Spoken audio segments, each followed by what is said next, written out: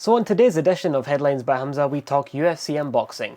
Dana White has announced Jack Della Maddalena and Islam Makhachev for November 22nd, I think.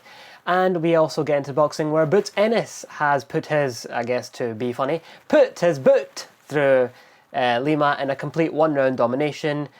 Gets a TKO victory, the towel sort of comes in at the same time. Yeah, absolute domination from Boots. But let's get into both of these huge pieces of combat news.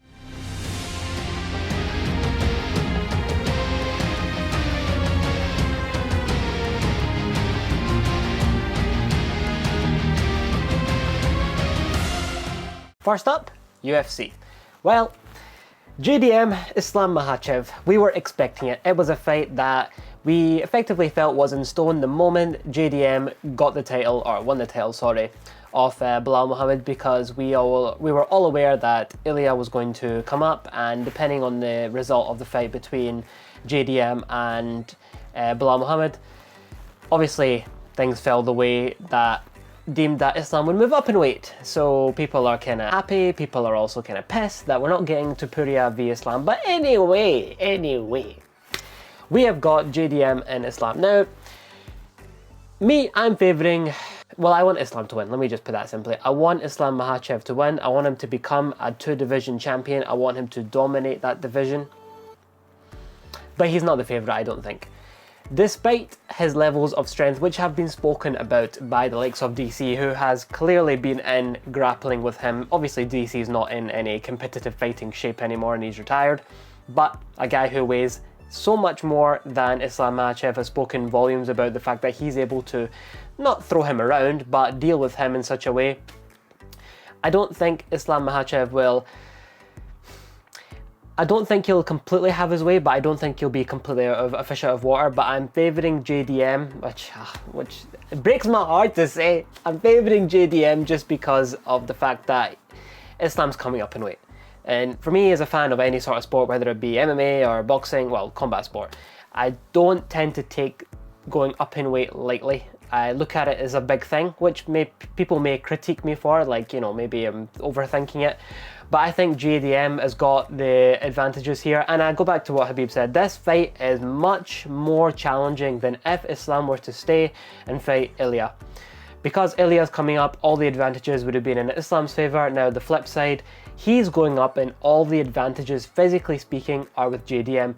But I'm very intrigued to see how the ground game will play a part and if he can throw JDM, because JDM is a big guy, like frame size, he's long, he's got skills, and in the fight against Belal Muhammad, he was fantastic. He made Belal look very, very poor, and he really showed his ability and showcased his own skills.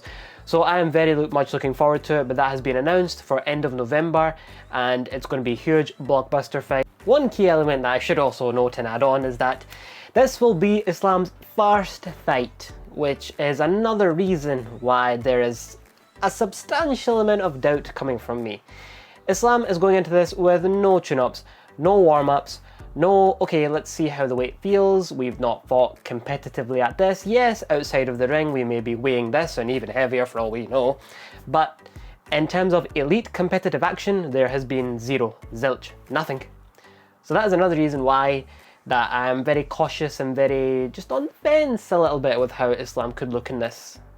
And that's, I think, another thing people should take into consideration when making their predictions. Obviously, as we get closer to the fight and maybe as more footage arises of Islam and training and whatnot, maybe my thoughts might change a little bit, but this is how I'm feeling as of right this second.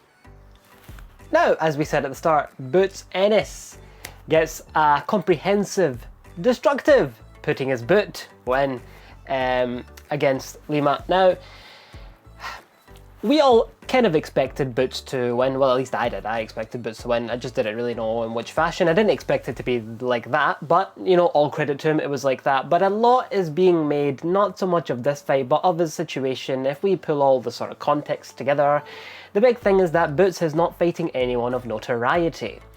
Now, these are all very true, and in the post-match, or post-fight, sorry, press conference, Eddie Hearn did speak and gave a sort of passionate response to a journalist question. Now, I don't even think the question was even wrong, because it's a question that everyone has been asking, and I've had similar thoughts. It's like, okay, you're now, what, He's 28 years old, right? He's what, 35 and all? I should really know this, I'm sorry.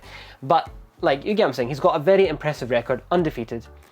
But up until this point, we've not seen anyone, and all of the hype that Eddie Hearn has been saying about Boots, saying he's going to be pound for pound #1, which is what he said, by the way, in this, responding to this question. He's going to be the best fighter in the world, all this, yada, yada, yada, right? I completely understand that.